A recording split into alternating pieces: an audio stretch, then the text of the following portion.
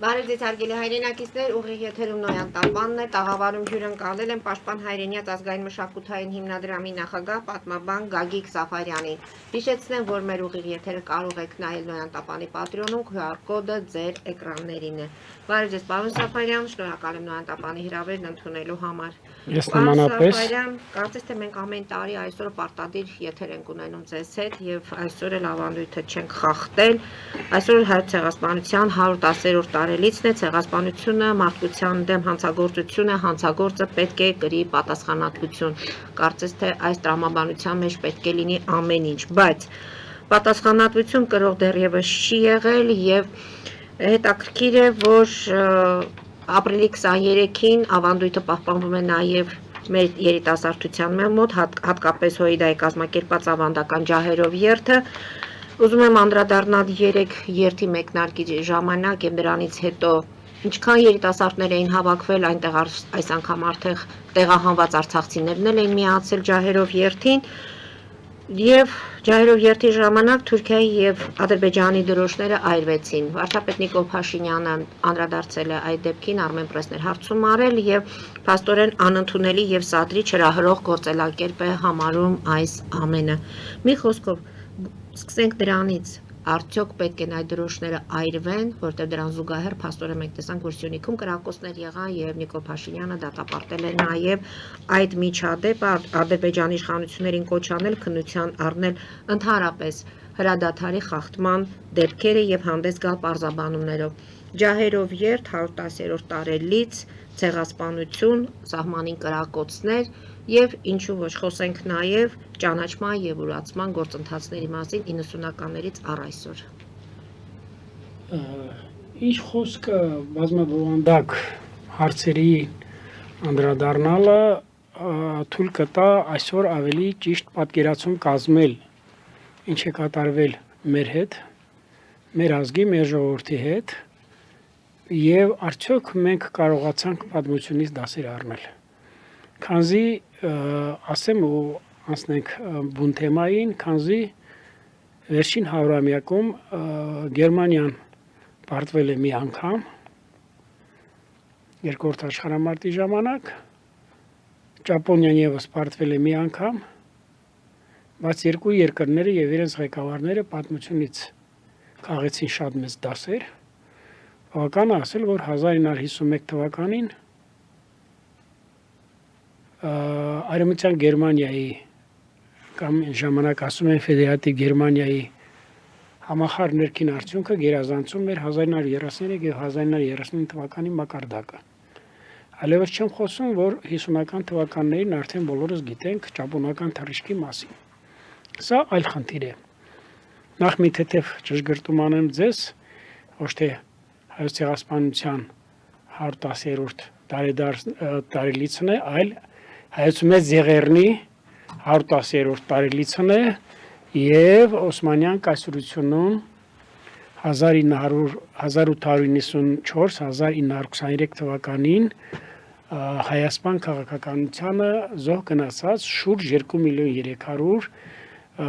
ավելի քան 2 միլիոն 300 շուրջ 2 միլիոն 400 հայ ժողովրդի ներկայացուցիչների անմեղ զոհերի հիշատակը հարգելու օրն է։ Ուստի ես կկամենամ ձեր եթերից մեկ անգամ մեր խոնարհումը բերենք մեր անմեղ զոհերին, անմեղ հիշատակին մեր հարգանքի թուրքը մատուցենք, ապրումակցենք նրանց ընտանիքների հետ, քանզի եւ համազգային ցավը եւ համազգային մորմոքը գնալով ավելի է խորանում եւ սա պիտի ասեմ, սա այն համազգային դաջվածքն է, վերքն է եւ այդ ստիգման հաջողորդին ուրեմն հաջողորդը դրան հաղորդակից է լինելու իր ողջ գոյության ընթացքում։ Հաջողորդին ուղեկից է լինելու իր ողջ գոյության ընթացքում։ Ինչ խոսք, մեր համար այսօր ավելի շատ արծարծվում է ոչ թե ցեղասպանության բուն էությունը, բուն պատմությունը, այլ ավելի շատ ցեղասպանության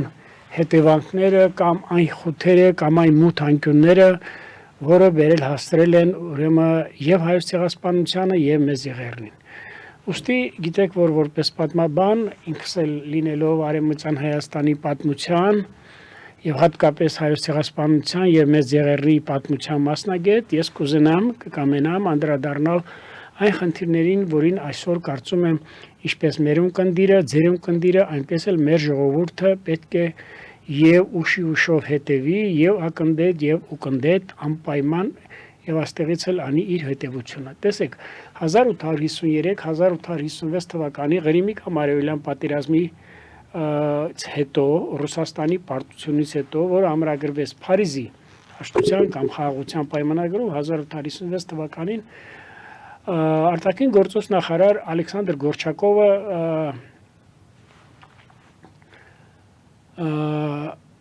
զեկուցում է ներկայացնում, ասենց white papers-ի ձևով զեկուցում է ներկայացնում ցարական Ռուսաստանի կայսր Ալեքսանդր II-ին եւ ասում, որ մենք պարտվել ենք նրա համար, քանզի մենք Թուրքիայում, ավելի ճիշտ Անատոլիայում մենք չունենք հուսալի կայուն գործընկերներ։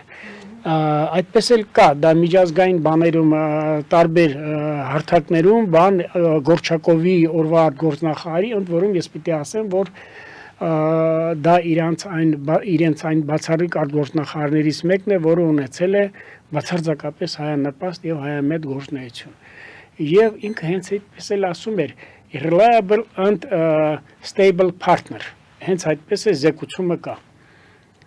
Եվ պիտի ասեմ Ռուսաստանի քաղաքականությունը տարավ նրան, որը հանգեցրեց 1878 թվականի ռուս-թուրքական պատերազմին, բոլորս գիտենք, որ ռուսական սվին ինչպիսի փայլուն հաղթանակներ տարավ Օսմանյան կայսրության բանակի հանդեպ, ինչպես Բալկաններում, այնպես էլ Անատոլիայում կամ Արևմտյան Հայաստանում, եւ եթե Բալկանյան շատ ժողովուրդների Բոսնիա-Հերցեգովինա, Խորվաթիա, Սերբիա եւ այլը նախկինում ազատագրվել էին Հունաստանը 20-ական թվականներին 19-րդ դարի հաջողվեց ազատագրվել, ապա Արևմտյան Հայաստանի կամ հայ ժողովրդի խնդիրը դարձավ միջազգային մեծ համաժողովների կամ ուրեմն վեհաժողովների քննարկման առարկա։ Սկզբից 1788 թվականի հունիսին Սան Ստեֆանոյում թուրքական Ծովափնյա քաղաքում Աբրամ Փաշայի առանձնատանը Սան Ստեֆանոյի, այնուհետև 78 թվականի հոկտեմբերին Բերլինում։ Եվ պետք է ասել ռուսական հաղթանակները այնքան հուժկու էին, որ եվրոպական կոնցերտի տերությունները Հանդինս Գերմանիայի, Մեծ Բրիտանիայի, Ֆրանսիայի ոչ մի ձևով չկարողացան խոչընդոտել ռուսական հաղթանակների ֆիքսելուն եւ ամրագրմանը միջազգային հարթակներում եւ ուրեմն հավանժողովում, կոնֆերանսում եւ այլ տարածքների հետ մեկտեղ բավականին մեծ տարածքների հետ մեկտեղ Արևելյան Հայաստանի միացավ ռուսական կայսրությանն անցավ շուրջ 22000 քառակուսի կիլոմետր, որը պատմության մեջ հայտնի է Կարսի մարզ անունով։ Ընդ որում այնտեղ էլ մի կետ կար, որ Օսմանյան կայսրությունը Սուլթան Աբդուլ II-ը Աբդուլ Համիդը հանձն է առնում լուրջ բարենորոգումներ կատարել Արևմտյան Հայաստանում։ Ես խնդրում եմ ուշադրություն դարձնեք ոչ միայն հայաբնակ վայրերում, այլ Արևմտյան Հայաստանում, հենց այդպես էլ կոչում էր Reforms in Western Armenia։ Եվ բավական է, որ այդ մեծ պետությունների քաղաքականությունը մի քանի ամիս հետո ստիպեր Ռուսաստանին, որպեսզի մեծ պետությունները վերանայեն այդ խիստ որոշումը եւ հրավիրեն Բերլինի վեհաժողովը կոնգրեսի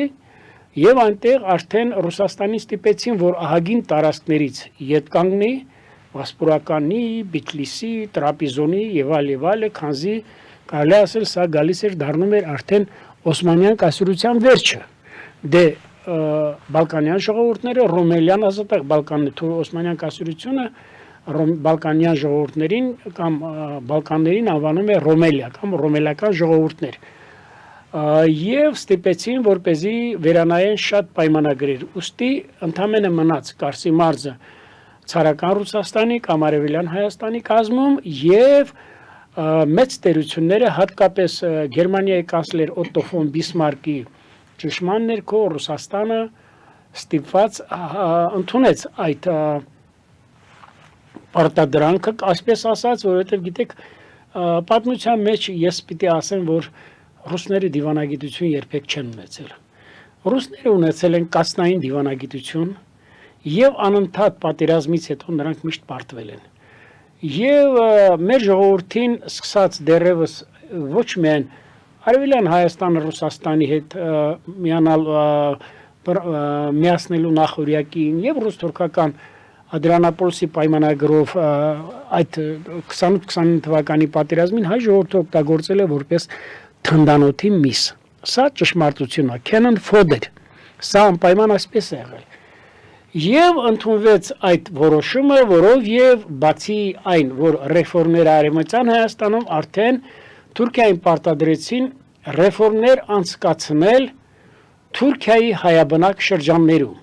Այսինքն Արևմտյան Հայաստանը վերափոխվեց տերմինը եւ կոչվեց ուրեմն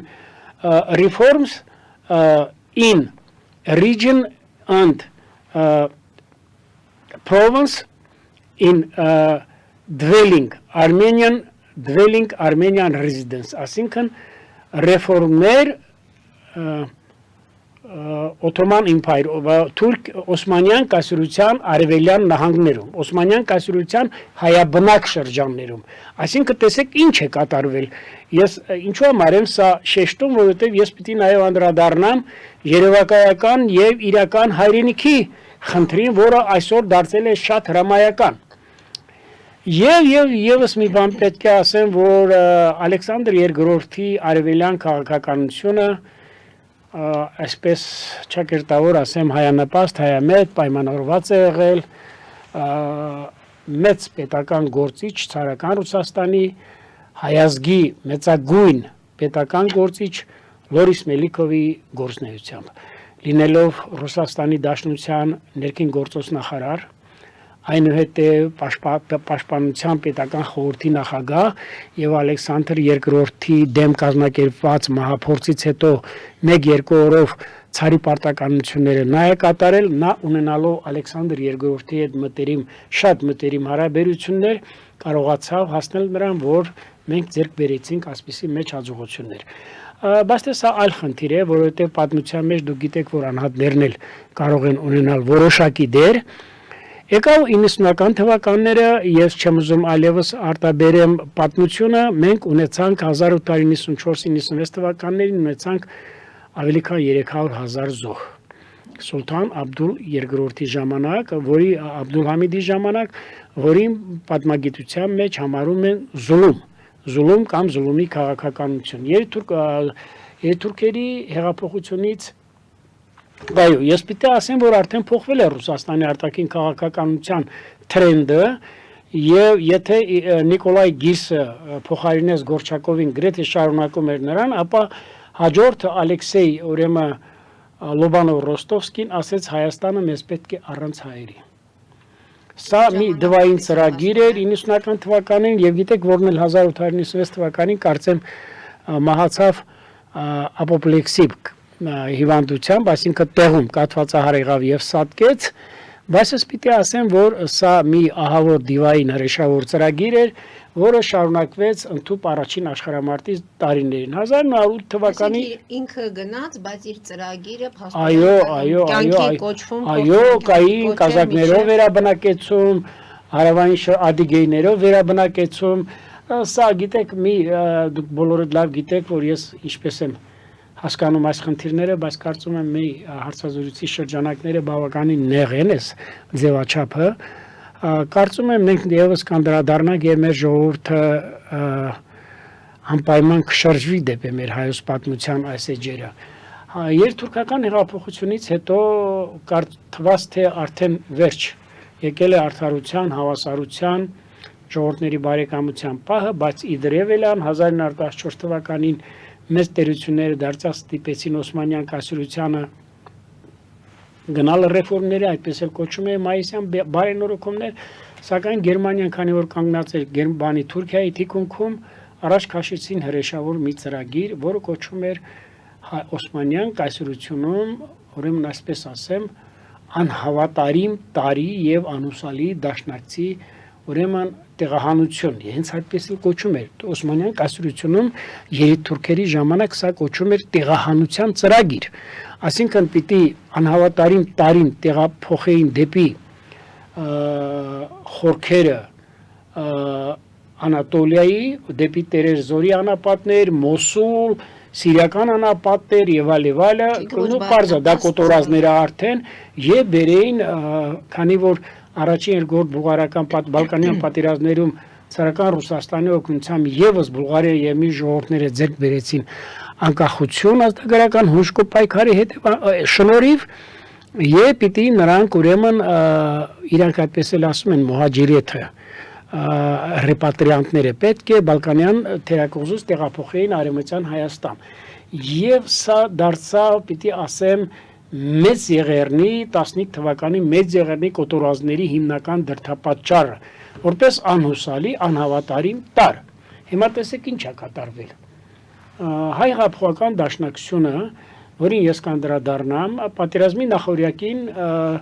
կոչ արեց Արեմտահայությանը հավաքել զենքերը, քանի որ այլևս իմաստ չկա երիտթուրքերը մեր դաշնակիցներն են եկել են իշխանության, մենք արդեն Օսմանյան կայսրության մեբոսում կամ Միլի մեջլիսում ներկայիս բառերով ասած խորհրդարանում ունենք ավելի քան 15 падգամավորական երեսփոխանների տեղ։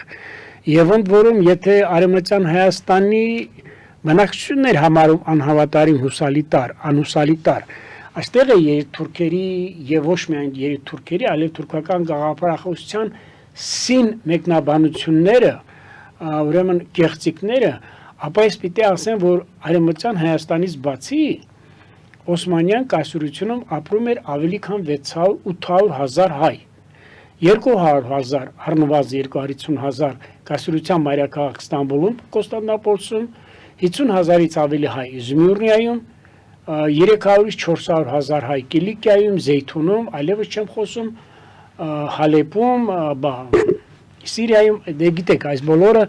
ընդամենը մինչև առաջին աշխարհամարտը Օսմանյան կայսրությունից անջատվել էր ընդամենը հուժկո ազգագրական պայքարի հետևանքով Բալկանյան ժողովուրդներին չհաշված միայն Եգիպտոսը։ Իսկ այս բոլոր երկրներում ապրում էին հայեր։ Եվ սա ստիպեց եւս մեկ բան հայ քաղաքական միտքը Բայենորոքումների ժամանակ շոր եկավ դեպի Ռուսաստան, ցարը ժամանեց Թիֆլիս, հատուկ կոնդակով Նիկոլայ II-ը դիմեց օրվա կաթողիկոս Գևորգ 5-րդ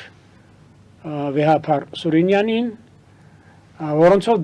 Դաշկովը ընդունեց Կովկասի փոխարքան ընդունեց Կաթողիկոսին խոստանալով որ եթե 200,000 հայերը զորք կազմեն եւ մասնակցեն արևելյան ռազմաճակատի ռազմական գործողություններին, ապա Նիկոլայ II-ը նրանց խոստացել է Արևմտյան Հայաստանում լայն ինքնավարություն։ Նմանատիպ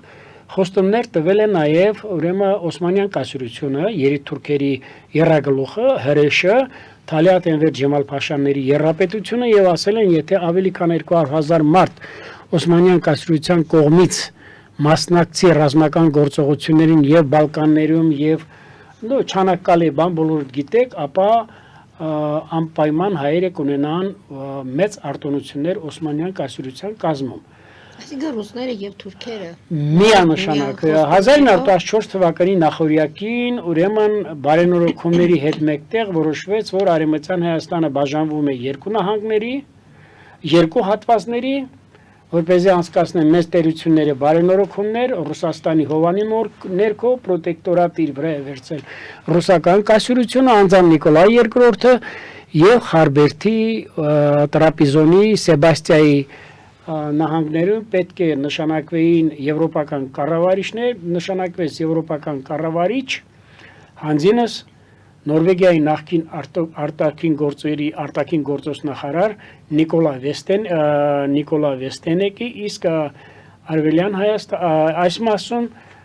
Դիարբեկիր, Բիտլիս, Վանի վիլայեթի այդ շրջաններում նշանակվեց Հոլանդիայի հոլանդացի ծագումով հոլանդացի Լուի Հոֆը, որը եղել է Աֆրիկայում,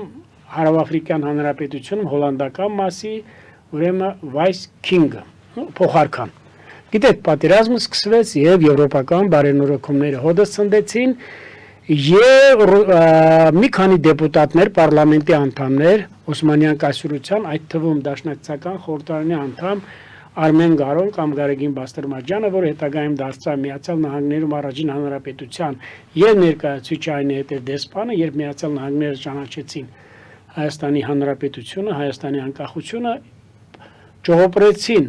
հաճապարեցին հասնելով Թիֆլիս, Կովկաս, որ պիտի մենք կազմենք կամավորական ջոկատներ եւ ազդենք մեր եղբայրներին։ Եվ սա եղավ նաև պատճառներից մեկը։ Ինչ խոսք Օսմանյան կայսրությունում 1915 թվականին դրանից առաջ էլ տեղի ունեցած հայերի կոտորածները, ցեղասպանությունը, մեծ եղերնը դա Օսմանյան կայսրության կառավարության կողմից պետական մակարդակով, գաղտնի ծրագրերով կազմակերպված ցեղասպանություն էր։ Հայ ժողովրդի բնաջնջման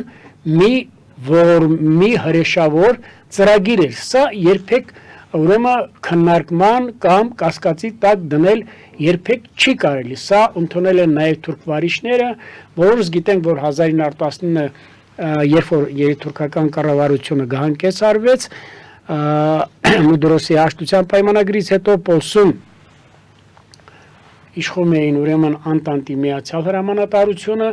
եւ այնտեղ հաստատվել էր Դամատ Ֆերիդ, Դամատ նշանակում է Փեսա, Սուլտանի Փեսաներ, Դամատ Ֆերիդ Փաշայի կառավարությունը եւ սկսեց թուրքական դատարանի բարձրագույն դատարանի կողմից մի դատավարություն, որը դատապարտեց երիտթուրքերի 261 պարագլուխների, որոնք մասնակից են եղել հայոց ցեղասպանության նախապատրաստման, կազմակերպման եւ ոչռագործման իրագործման մեջ, որոնցից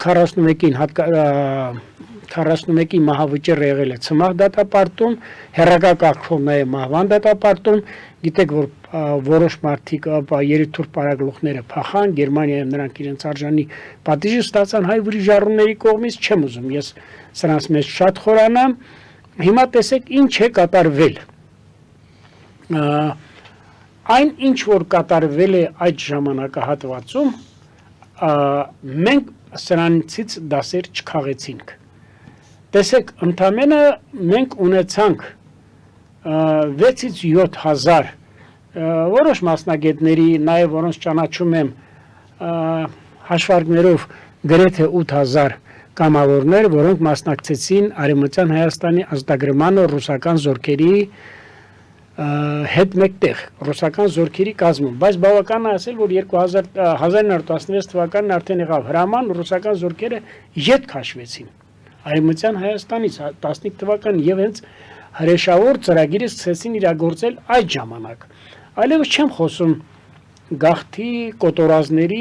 եւ այլի մասին, բոլորս գիտենք, բայց ես պիտի ասեմ երկու անգամ ռուսական զորքերը ետ քաշվեցին Արևմտյան Հայաստանից, մեկ 1915-16 թվականներին Նիկոլայ II-ի ժամանակ, երկրորդը Թուրք Հայաստանի մասին դեկրետով Լենինը Բրեստ-Լիտովսկում առանձնապես հատուկ կերպով խոստացավ, որ պետք է ռուսական զորքերը շուտապույտ կերպով պարպեն Արևմտյան Հայաստանը։ Հենց Էրզրումից հետ քաշել է բան, ճիշտ է, մեզ ահագին զենք բան եւ այլը մնաց։ Եվ ահա տեղի ունեցավ այս հրեշավոր ուրեմն մոտեցումը, ծրագիրը, որը ինչ խոսք նաեւ շարունակվեց 1919-20 թվականներին քեմալականները երբ եկան ազգային ուխտի կառավարությունը կամ թամժը, այսպես կոչված, չէ, Թուրքիա ազգային մեծ ժողովի կառավարությունը, որը դեռևս չէր ճանաչված եվրոպական պետությունների կողմից, եւ շարունակվեց մինչեւ 1923 թվականը։ Մուստաֆա Քեմալի ժամանակ Թուրքիայի հանրապետության հիմնադիր Աթաթ Թուրքի կամ թուրքերի հայրի, ուրեմն Քեմալի ժամանակ։ Ամբողջ խնդիրը սա ընդհանուր այդ պատմություններ, որ ես փորձեցի շատ կարճ ներկայացնել, որ այստեղ այս հրեշավոր ծրագրի մեջ իրենց մասնակցությունը ունեցել են ինչպես Գերմանիան, ուրեմն հանձինս Գերմանիայում Թուրքիայի դեսպան Վանգենհայմի, ունեցան ռուսական բանակների ետքաշումը եւ այդ մեզ պետք է Հայաստանը առանց հայերի այդ դվային ծրագիրը եւ ինչու՞ չէ նաեւ երիտթուրքերի առաջ քաշած մի նոր դոկտրին, որ հայ ժողովուրդը Արևմտյան Հայաստանում կազմել է համարվել է մեր համար անհավատարիմ եւ անհուսալի տարր։ Հիմա ես անդրադառնամ նրան, որ ինչքան են կազմել մեր զոհերը Արևմտյան Հայաստանում, շատ կարճ ասեմ եւ Օսմանյան կայսրությունում։ Նվազագույն հաշվարկներով բոլոր լավագույն պատմաբանների, դա կլինի Վահագն Դադրյան, դա կլինի Ջոն Կիրակոսյան, դա կլինի Վերջինե Սվազելյան, դա կլինի Ազատ Համբարյան, կլինեն դարձյալ այլ մասնագետներ շատերը, նվազագույն հաշվարկներով 1894-1923 թվականին մենք ունեցել ենք 2 միլիոն 300,000-ից մինչև 2 միլիոն 500,000 ուրեմն հայ բնակչության զոհ։ Սա ես ասում եմ նվազագույն հաշվարկներով, որովհետև 19-րդ դարի 30-ական թվականներին, 20-ական թվականներին Արևմտյան Հայաստանում ապրում էր ավելի քան 3 միլիոն 600,000 հայ, մինչև Թուրքմենչայի պայմանագիրը ռուս-պարսկական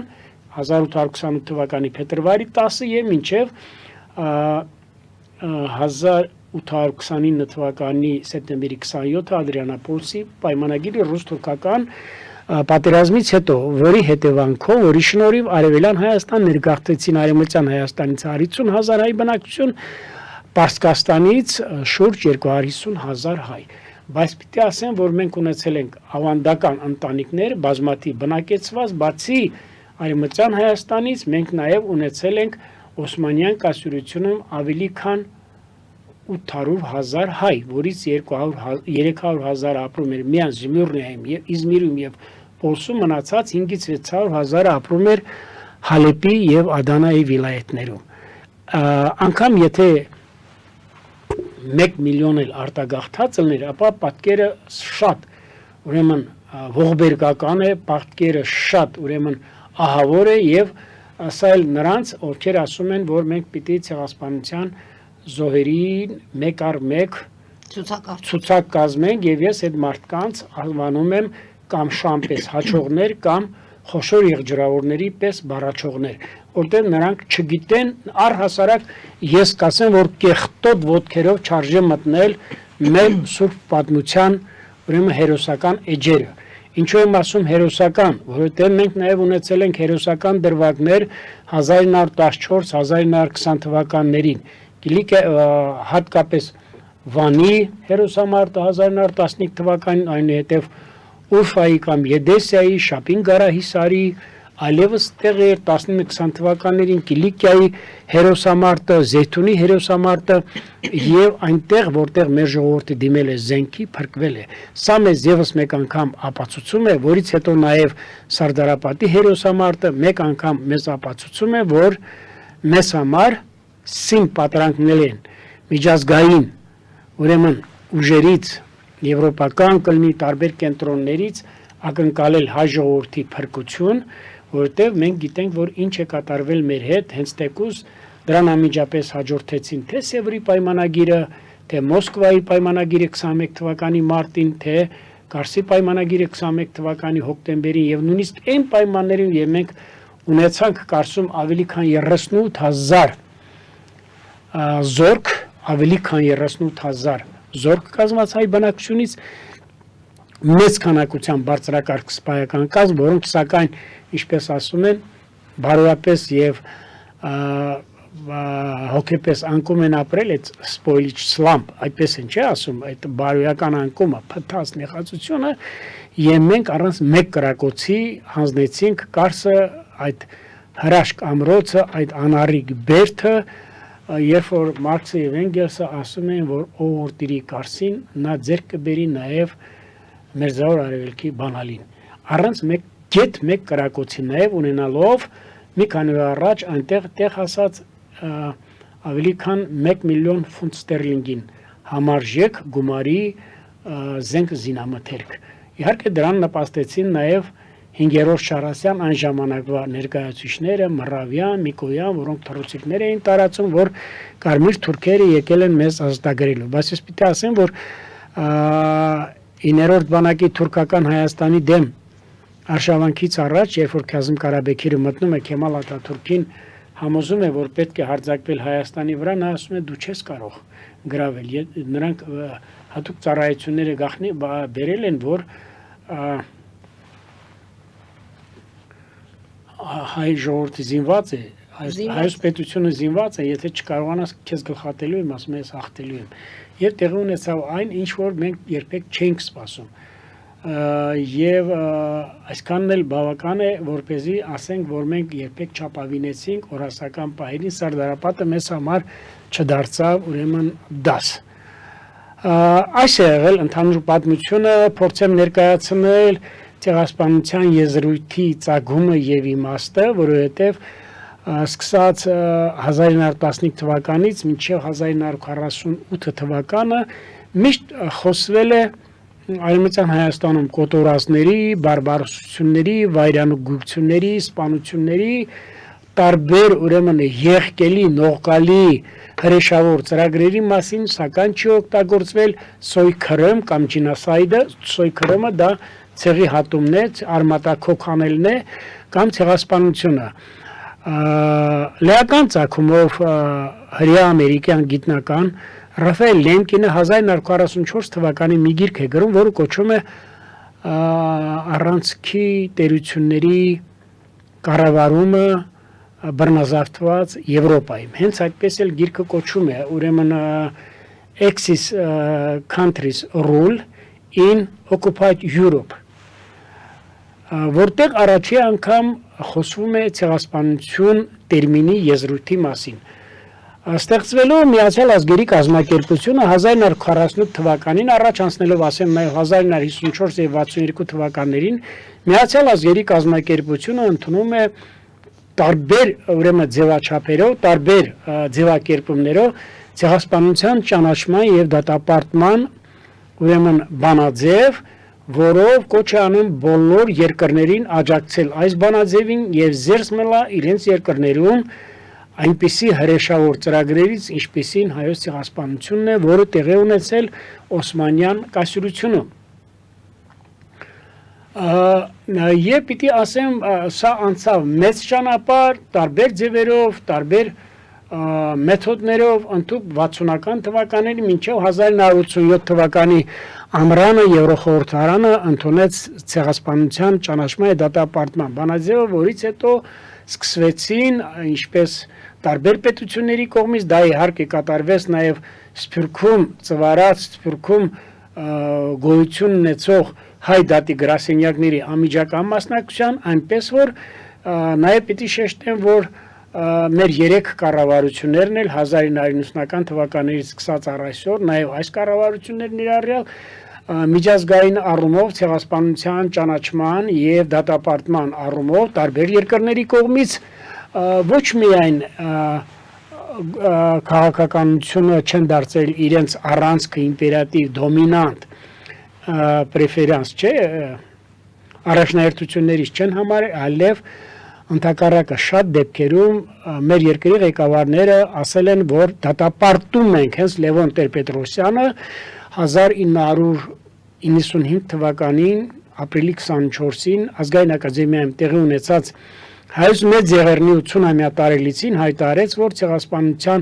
իրագործման մեջ ամենամեծ մեղքի բաժինը ունի հայ հեղափոխական դաշնակցությունը եւ ցեղասպանությունը երբեք չի կարելի դարձնել Հայաստանի Հանրապետության արտաքին քաղաքականության գերակա ուղղություններից մեկը։ Դրանց պիտի ասեմ, որ վերջացնում եմ մեկ նախադասությամբ նույնը շարունակեց, ինչպես Ռոբերտ Քոչարյանը նույնը շարունակեց, այնպես էլ բացի մեկ-երկու մերկապարարանոց հայտարարություններից Քոչարյանի կառավարությունը ոչինչ չարեց, բացի դրանից էլ ոչինչ չարեց նաև Սերժ Սարգսյանի կառավարությունը հայտնի ֆուտբոլային դիվանագիտության շրջանակներում։ Այս սա է եղել։ Հիմա գիտեք, կարծում եմ առիթ կլինի դեռևս որոշ հարցերի անդրադառնանք, սիրով կսպասեմ մյուս Քանի որ հարցերին։ պատմական ակնարկը բավականին մանրամասը ներկայացրեցիք, մեր ժամանակն էլ սուղ է, մենք գովազդային դադարից հետո արդեն փորձենք խոսել, թե ինչ է հիմա իրականում իրականացվում Նիկոլ Փաշինյանի իշխանության օրոք, քանի որ շահարկման թեմա է դարձել, որ ներկայիս իշխանությունը փորձում է ուրանալ հայոց ցեղասպանության այս իրադարձությունները։ Հարգելի հայրենակիցներ, հետևեք քիչ անց կվերադառնանք տաղավար եւ կշարունակենք մեր զրույցը։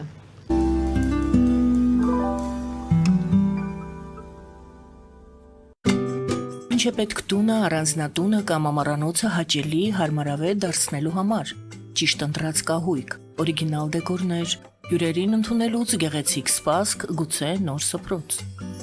60-ից ավելի ճանաչված եվրոպական բրենդների ինքնատիպ, չկրկնվող եւ մատչելի ընտրանին Fortuna Home and Country House խանութ սրահում։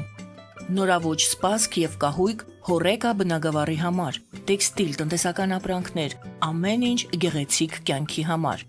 Ընտրեք այն, ինչ վաղուց փնտրում էիք Fortuna Home and Country House-ում, ձեզ համար եւ որպես նվեր ձեր մտերիմների համար։ Jackpot հագուստի վաճառակենտրոնը վերաբացվել է Թահանգա քաղաքում։ Նոր տեսականի, նոր արժեքներով ու նոր զեղչերով։ Եվրոպական հագուստ եւ կոշկեղեն կանանց, տղամարդկանց եւ երեխաների համար։ Օծանելիք, ճամպրուկներ, պայուսակներ, գիշերանոցներ, գոտիներ եւ դրամապանակներ։ Մեծ ապրանքատեսականի, մեծ զեղչերով։ Համեցեք Jackpot Թահանգայում։ Հասցեն 7057 Foothill Boulevard։ Հեռախոս 818 813 2250 Jackpot։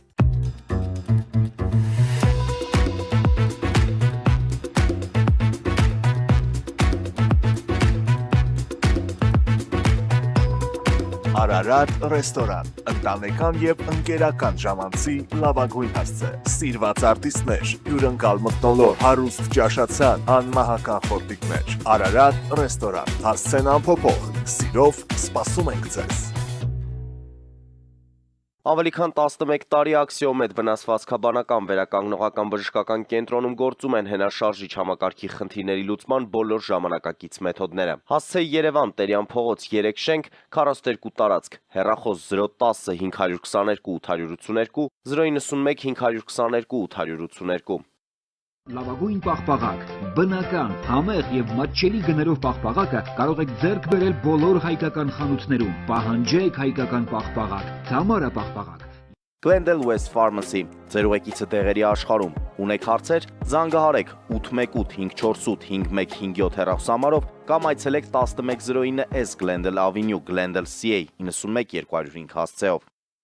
Նոյան տապանի վազող տողում հայտարարություններ տեղադրելու համար այցելեք Երևան Իսահակյան փողոց 28-րդ հարկ կամ զանգահարեք 055 50 90 50 +1 818 967 567 կամ էլ կապվեք կոնտակտ Շնիկ NTM էլեկտրոնային հասցեով։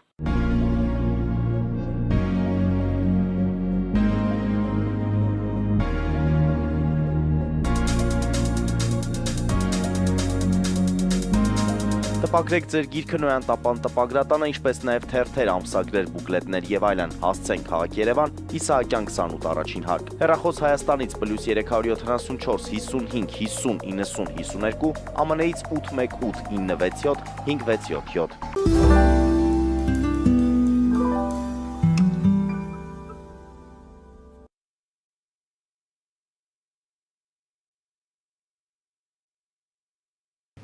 Հարգելի հայրենակիցներ, Նոյան տապանը կրկին եթերում է։ Հիմա վերադառնանք մեր ժամանակներ, արդեն պատմությունից մենք դասեր չենք քաղել, ինչպես դուք եք ասում, պարոն Սաֆարյան։ Նախ առաջին հարցս, որով սկսվեց մեր հաղորդումը, դրոշների այրումը։ Արդյոք դա պայքարի ձև է, դա բողոքի ալիքը բարձրացնելու հնարավորություն կամ ինչ է տալիս մեզ դա։ Տեսեք, անընդհատ մենք փորձում ենք, ես ինչու համար կատարեցի այս պատմական ռետրոսպեկտիվ հայացքը, որպեսզի ես ասեմ, որ հիմա մենք գտնում ենք մի ժամանակահատվածում, որտեղ հրատապ է դարձել հայ-ադրբեջանական խաղաղության պայմանագրի ստորագրումը եւ Թուրքիայի դիվանագիտական հարաբերությունների հաստատման խնդիրը։ Ինքս լինելով այդ արժեհամակարգի կրողը հայ ժողովրդի ազգային ազգագրական պայքարի գերակա որպես ամենաառաջներդ խնդիրը համարելով մեր ժողովրդի խաղաղության պայմաններում ապրելու եւ մեր սահմանների անվտանգության համար այլ խնդիր այլ դրան զուգահեռ ես մեկ էլ կարող եմ ուրեմն հայ ժողովրդի համահայկական համերաշխությունը հայմատել։ Բայց պիտի ասեմ, որ ներկա պայմաններում ես չեմ ընդունում դրոշների վարման այդ գործընթացը, որտեղ դրա մեջ կա ցուցամոլություն, դրա մեջ կա ուրեմն կեղծ հայրենասիրություն, դրա մեջ կա, ինչպես ասում են, շոու, հա, այդ հայերեն հիմա մի բառ կա, որը կոչվում է ցուցկ, շոու կա։ Տեսեք, դրոշների այրելը եւ այդ գործընթացի մեջ ես եթերից մարդկանց եմ տեսնում, որոնք չեն ծառայել հայոց ազգային բանակում, որոնց ծնողները զբաղեցնելով բարձր պաշտոններ սնվել են բանակից մի քանի միլիոն դոլարներով, որոնք ուրեմն իրենց արժեհամակարգով չեն մարմնավորում եւ հայ մշակույթի եւ հայ ժողովրդի ազգային ազգագրական պայքարը։ Այլևս չեմ խոսում, որ նույնիսկ նրանք եւ 44 օրյա պատերազմին եւ Արցախյան առաջի պատերազմում ոչ մի ռազմական գործողություններին մասնակցություն չեն ունեցել։ Այլևս չեմ խոսում, որ շատ ընտանիքներ նաեւ ճողոպրել են։ Այլ բան կա, եթե պետականությունների դիվանագիտական եւ առասարակ փոխադարձ հարգանքի կամ ապրոմակցելու այդ երևույթների մեջ գոյությունն է դրոշների իջեցում, որը կոչվում է այդ տերմինը կոչվում է half mast, եւ դա շատ համարվում է կիրթ ձև ի նշան հարգանքի եւ ընդունելով կամ իրենց մեղքը եւ այլն։ Բայց ես պիտի ասեմ, որ իհարկե ջահերով երթին կողմնակից եմ 100%-ով, ինչպես ասում են, երկու ձեռքով,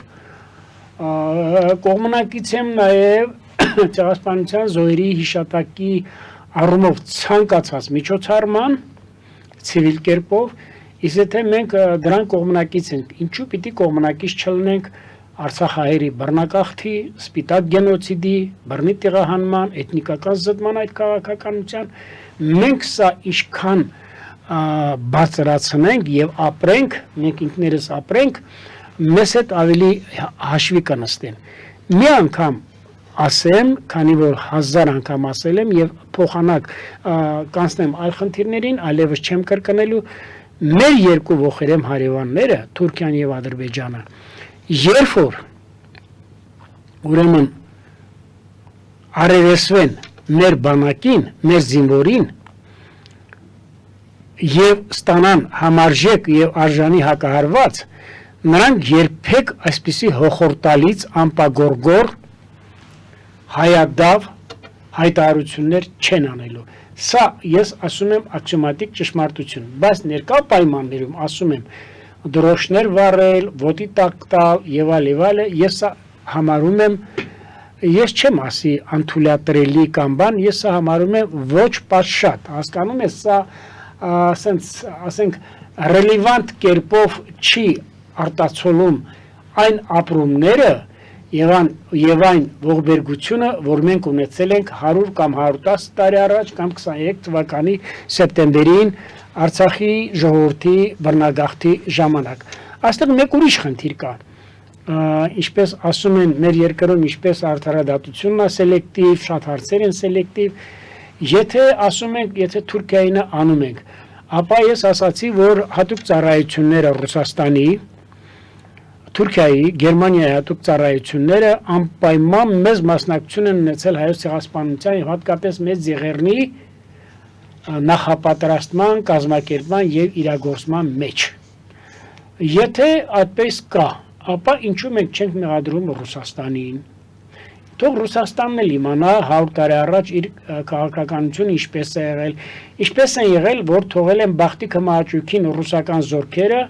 եւ Նիկոլայ Գեորգի ժամանակ եւ Լենինի ժամանակ, երբ Բրեստ-Լիտովսկից հետո, փետրվարից հետո, մարտի 3-ից հետո ամիջապես հրաման ստորագրեց, որպեսզի բանակը նահանջի Արևմտյան Հայաստանից, որը առաջ բերեց կրկնակի կոտորածներ,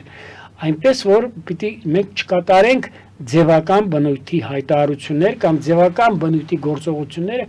որը ամենևին էլ չի նպաստում ոչ Հայաստանի Հանրապետության հետ հարաբերություններին տարբեր երկրների հետ, ոչ էլ ցեղասպանության զոհերի հիշատակի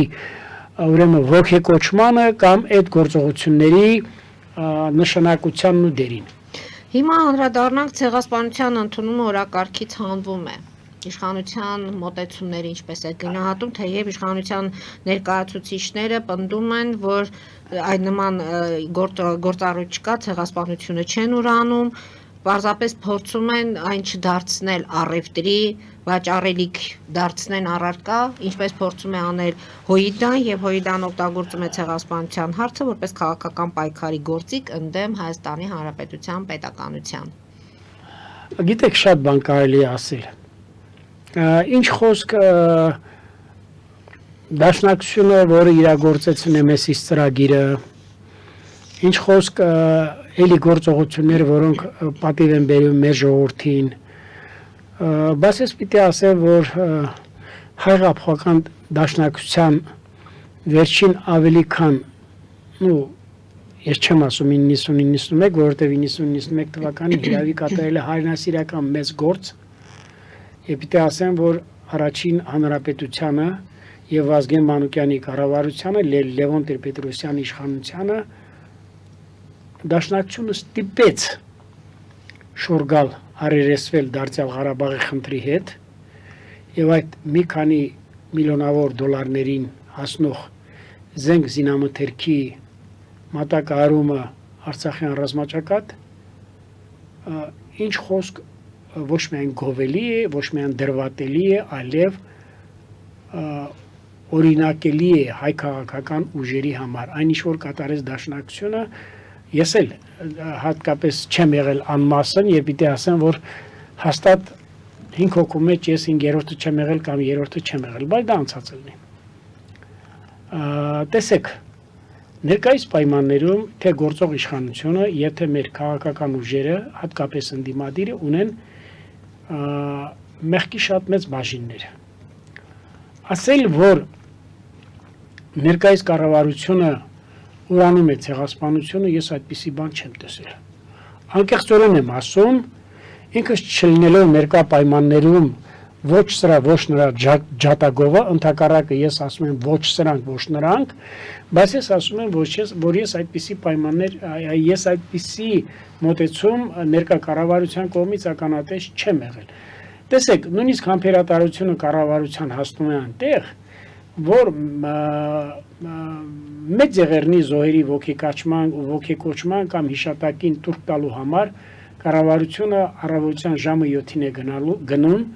կամ այցելում խուսափելով կամ անհարկի ինչ որ միջադեպերից խուսափելու խույս տալու համար եւ ես սա համարում եմ ողջունելի եւ որովհետեւ եթե գոյությունի 5-րդ շարասյուն չէ այդ 5 colonne որ ասում են եւ սա պիտի ասեմ շատ ուրեմն հանդուգն է տրամադրված ռևանշիստական առումով է տրամադրված եւ սա թույլ է տալիս ոչ միայն թույլ է տալիս այլ կառավարությունը ընդառաջ է գնում թեկուզ ինչ որտեղ այդ 5-րդ շարասյան կամ այդ ռևանշիստների ուրեմն ծրագրված գործողություններին խուսափելով Ազգային ժողովում էլ էր այսպիսի միջադեպ ազգային ժողովի այս մեջին միջադեպը դուք նկատի ունեք ցեղասպանության այդ օրակարգի հետ կապված ուրեմն տեսեք ես ասեմ ես առասարակ ներկայումս ոչ միայն ներկայումս մեկը մյուսին մեղադրում է ծրագրերի այլ ես ասեմ վերջին 30 տարվա ընթացքում հայ հեղափոխական դաշնակցությունը չի լծված պետականաշինության ազգային անվտանգության հաստատման եւ ներկա ժամանակներում Հայաստանի Հանրապետության համար խաղաղության կայացման գործընթացին կառուցողական կերպով մոտենալու խնդիրներին։ Նա այդպիսի մոտեցում չունի։ Ազգային ժողովի ուրեմն վերջին հրմշտոցը կամ տուրուդումփոցը սա ես համարում եմ ոչ կորեկտ պահված ուրեմն 5-րդ շարասյան կողմից ցինիկ լոտի կեղտոտ բառապաշարով իհարկե սա ասելով չի նշանակում որ ես կառավարության կամ ազգային ժողովի ԿՊ խմբակցության անդամների շուրթերն եմ համբերում կամ ասում եմ ճիշտ եք անում մի անգամ ասել եմ նորից կրկնեմ լավ կլինի որպեսզի ազգային ժողովը եւ Բաղրամյանի մուտքի մոտ եւ Դեմիրճյանի մուտքի մոտ ունենա երկու տոմսարկղներ եւ որպես գազանանոց տոմս վաճառի որովհետեւ այս երկուսը մեկը մյուսին արժանի են Սակայն գալով նրան, որ ասել այսօրվա կառավարությունը ցեղասպանությունը ուրանում է, ես այսպիսի հայտարարություն չեմ տեսել ընդհակառակը։ Նիկոլ Փաշինյանը, երբ որ 22 թվականին Բայդենի 21, թե 22 թվականին Բայդենի վարչակազմը Միացյալ Նահանգների ընդունեց հայոց ցեղասպանությունը, Նիկոլ Փաշինյանը ոչ միայն ողջունեց, այլև շնորհակալություն հայտնեց ամերիկյան վարչակազմին։ Տեսեք, գիտեք ինչ կա Ամեն ինչ ներկայացում է 5-րդ շարաշնորհ ծուռ հայելու մեջ։ Դաշնակցությունը ամենայն պատասխանատու կերպով հայտարարում են, որ դաշնակցությունը բացարձակապես կապ չունի հայ հեղափոխական դաշնակցության լավագույն ավանդույթների հետ։ դաշնակցությունը բռնազավթել է եւ բռնաբարել է դաշնակցության անցած ճանապարհը։ Նույնիսկ այն ժամանակ էլ են հայեղափոխական դաշնակցության ներկայացուցիչները կամ բյուրոյի անդամները ունեցել մեծ սխալներ։ Բավական է ասել, որ իմ համար հայեղափոխական դաշնակցության 3 լուսավոր ճակատները Զորավար Անդրանիկը, Գարեգին Մժդեհը եւ Շահան Նաթալին հեռացվել են դաշնակցությունից։ Ինչի մասին է խոսքը։ Այնպես որ փորձում են փոխադարձ ցեղ շպրտելով օրվա կառավարությանը ներկայացնել մեղադրանքներ, որը ես չեմ ընդունում բացարձակապես, գիտեք, եթե որը որ ասել է, ես պատրաստ եմ, օրինակ ես չեմ ասում ցեղասպանության զորի հետ կապված մեկ-մեկ հաշվարկել, ինձ թվում է իզնից էլ հստակ պատասխան ոչ մեկը չի կարող ասել, կարող եմ անուն ասել, բայց ես պիտի ասեմ, որ ներկա ժամանակ, հետո մի բան էլ ես պիտի ասեմ, նախ ես պիտի ասեմ, որ Արադ Միրզոյանը շատ գեղեցիկ եւ շատ ուրեմն սկզբունքային պահվածք ունեցավ Անտալիայում կայացած արտաքին գործոս նախարարների ֆորումի համաժողովի ժամանակ խոսեց եւ խաղաղության պայմանագրի եւ հայ-թուրքական հարաբերությունների համար։ Բայց ես պիտի մեկ այլ բան ասեմ։ Ընդունելով ադրբեջանական նարատիվները, դա կլինի նախագահի մակարդակով եւ թուրքական իշխանության, դա կլինի Էրդողանի կամ արտաքին գործերի նախարար Հական Ֆիդանի հայտարարությունները նո ասենք սկզբից Ադրբեջանի սահմանադրության, Հայաստանի սահմանադրության փոփոխման, չգիտեմ, տարածքային ամբողջականությունից հրաժարվելուն, հռչակագրից Հայաստանի անկախության հռչակագրից հրաժարվելուն, Զանգեզուրի միջանցքի հետ կապված, ցեղասպանության հետ կապված եւ այլը, դա չի նշանակում, որ սա մենք եթե ընդունում ենք, ապա Ադրբեջանը եւ Թուրքիան մեր հետ,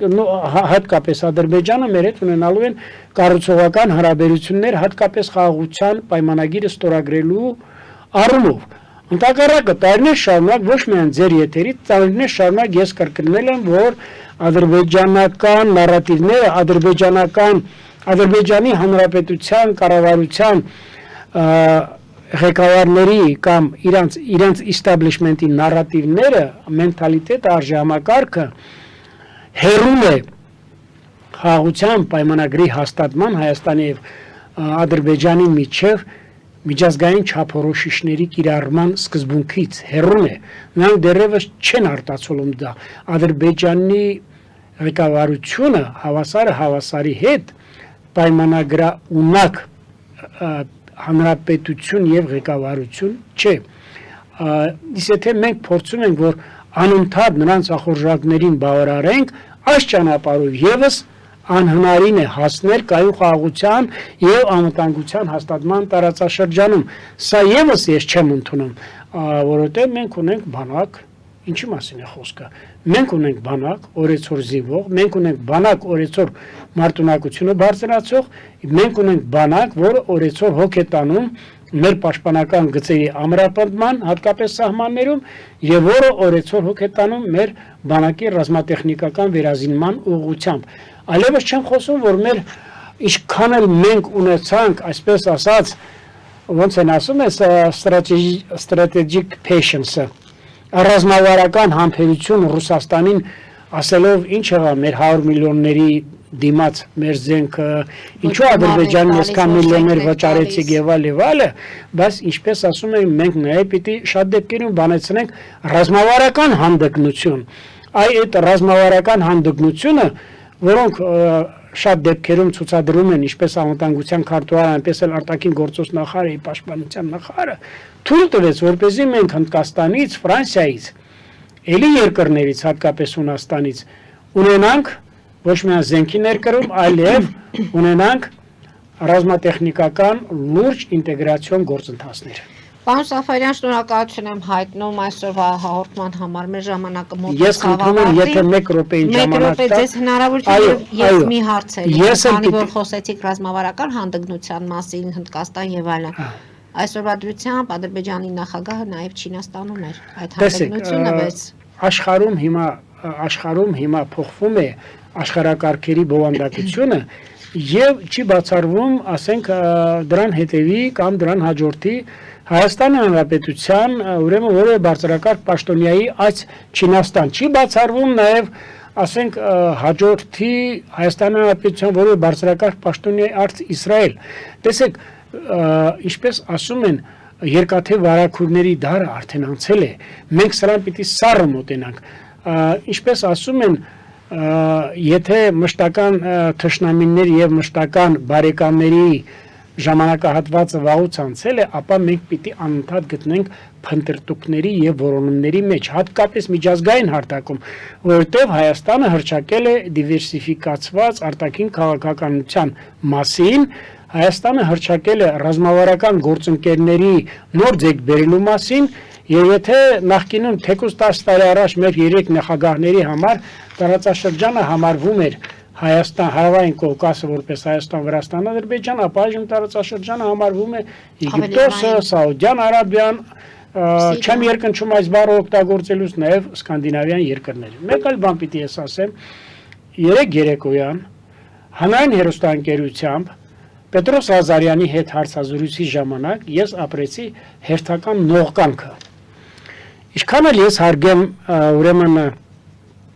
Մինասյանների ընտանիքին, եւ ինչքան ես հարգեմ հանրային հեռուստաընկերությունը եւ նրա մեկնաբան Պետրոս Ազարյանը, ես պիտի ասեմ, որ դա տեղի ունեցավ շրիշակից ցածր հարցազրույց, փոխադարձ լուտանքներով, փոխադարձ ցեղ շպրտելով, փոխադարձ հայհոյանքներով։ Գիտեք, Արծիվ Մինասյանը իրեն թույլ է տալիս Պետրոս Ղազարյանին, ասում է դու ԿՊ-ի հանրային պաշտպանն ես, մեկ այլ ձևերով ասում է դու օգտվում ես եւ այլ, Պետրոս Ղազարյանը ասում է ուրացումը դուք եք անում եւ այլ։ Տեսեք, եւ ամենազավեշտալին, ամենածիծաղելին նա է, որ Դաշնակցության ներկայացուցիչը, որը նաեւ համարվում է գրպանային խմբակցության падգամավոր, որտեղ եթե չլինեն Ռոբերտ Քոչարյանը եւ Սերժ Սարգսյանը, ապա ես ձեզ ասում եմ, այս 30 քանի падգամավորներից ոչ մեկը այնտեղ չէր լինի, ոչ մեկը, ընդհանուր մի հոգի ես ասում եմ, ոչ մեկը, այլևս չեմ խոսում հավատափոխների մասին, մարդագողությամբ տառապողների մասին եւ ասում եմ, որ ինչու՞ չեք դուք շնորհավորել կամ շնորհակալություն հայտնել Միացյալ Նահանգների վարչակազմին Բայդենին, երբ որ ընդունել է Հայոց ցեղասպանությունը, ասում է ինչ անենք, Ռեյգանն էլ ցեղասպանություն բառը ասել։ Եթե այդպես է, Հիտլերն էլ օգտագործել է հայկական կոտորածների 30-ական թվականներին, այդ պատմությունը խոսում է, որ ազգավի չենք լծված, գոյություն ունի սին մոտեցումներ,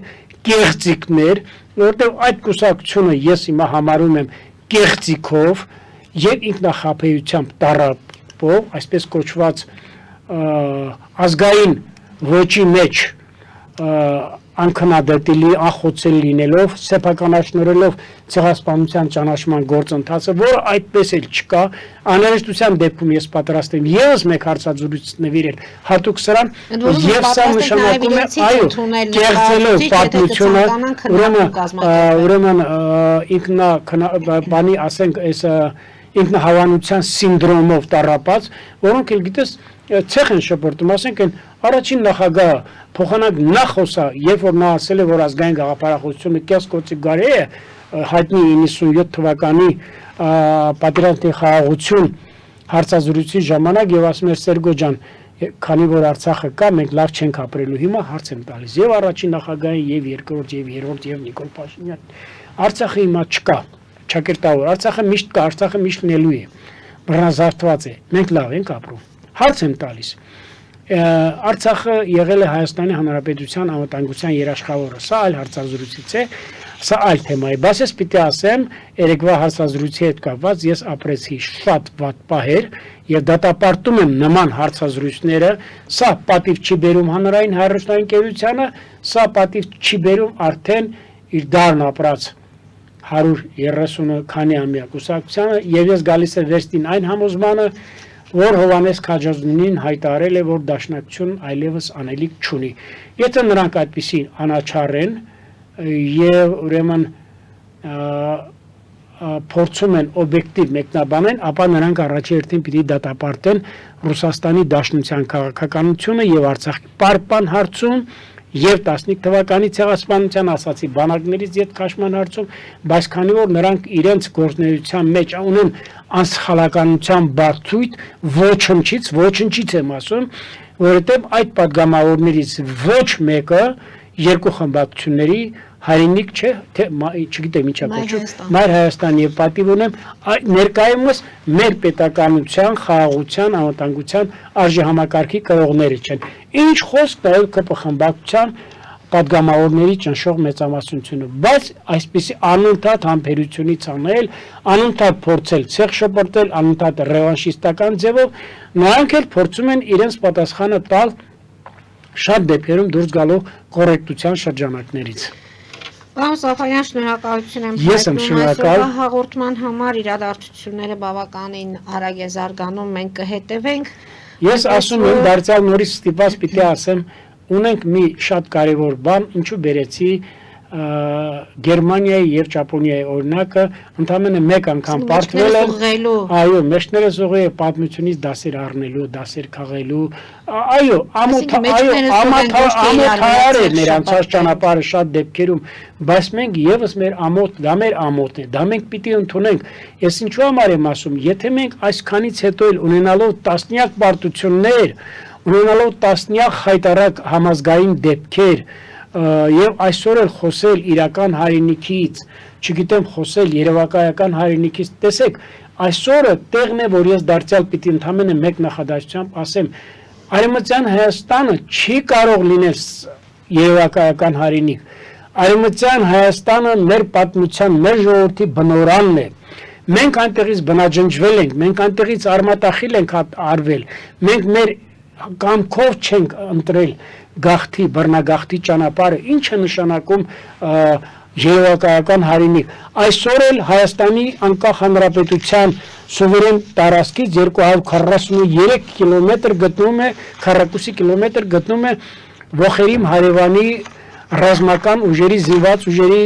մշտական վերահսկողության ներքո։ Ինչ անենք սա, ներկա կառավարության գործելավորչով կամ մենթալիտետով, սա եւս համարենք երևակայական հայրենիք, թե չհամարենք իրական հայրենիք, թե չհամարենք իրական Հայաստան, վաղը շարունակվելու է սահմանազտման եւ սահմանանշման աշխատանքները, գալու ենք էնկլավներին, գալու ենք մնացած խնդիրներին, ինչ անենք, անընդհատ տանք, մենք պիտի տեր կանգնենք մեր ամեն մի թիսողին, մենք պիտի տեր կանգնենք մեր պատմությանը, մենք պիտի տեր կանգնենք ցեղասպանության հետևանքով ավելի քան 2.5 միլիոն զոհ դարձած եւ բռնագաղթի ճանապարհը ընտրած մեր հայրենակիցների բնորանին, Արևմտյան Հայաստան, ինչպես պիտի տեր կանգնենք, ունենք մեկ ճանապարհ, մեր բանակի մարտունակությամբ, ռազմատեխնիկական վերազինմամբ եւ հայ ժողովրդի համազգային միասնությամբ դեմ նետելու մեկըտմիշտ, ուրեմն մեկը մյուսին ցեղ շպրտելու այդ ուրեմն դարերից եկող կամ, ինչպես ասում են, այդ ոչ միայն արատավոր, այդ սրբապիղծ երևույթները, որովհետև սա է լինելու մեր կործանման պատճառը, որովհետև իմ լավ քաղաքագետ ընկերները երիտասարդ արդեն սկսել են ասել, որ 2026 թվականի համապետական ընտրությունները ավելի վատթար են լինելու եւ մեկը մյուսին ցեղ շպրտելու եւ դա լինելու է համազգային միասնության խաթարման,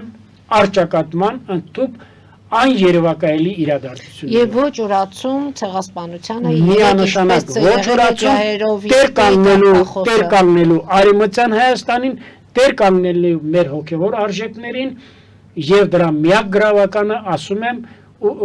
ուրացումը մերժելու միակ գրավականը մեր ուրեմն հերոսական անցյալին տեր կանգնելն է,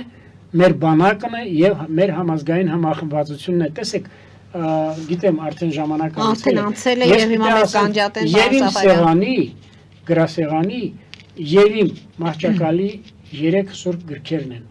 Ջոն Կիրակոսյանի Երիտ թուրքերը պատմության դատաստանի առաջ, Վագն Դադրյանի Genocide Armenian in Ottoman Empire from Balkan to Caucasus, հայերի ցեղասպանությունը Օսմանյան կայսրությունում Բալկաններից մինչև Կովկաս եւ Զավեն Սրբազանի իմ պատրիարքական հուշերը։ Եվ դուք չեք պատկերացնում, եթե այս 3 գրքերը չլինեն, մասնագիտական առումով, քաղաքական առումով, իմ ազգային գործունեության տեսանկյունից ես իմ կյանքս կհամարեմ անիմաստ։ Շնորհակալություն եւս մեկ անգամ, պարոն Սաֆարյան, հիշում ենք եւ պահանջատեր ենք եւ ոչ ուրացմանը կարգախոսը այսօր մեր եթերից էլ ենք մենք հնչեցնում, այնպես որ հետևենք զարգացումներին։ Կրկին անգամ ձեզ եմ շնորհակալ։ Նմանապես։ Այսօր հարգելի հայրենակիցներ այսքանով ավարտում ենք, հետևեք զարգացումներին, մնացեք խաղաղությամբ։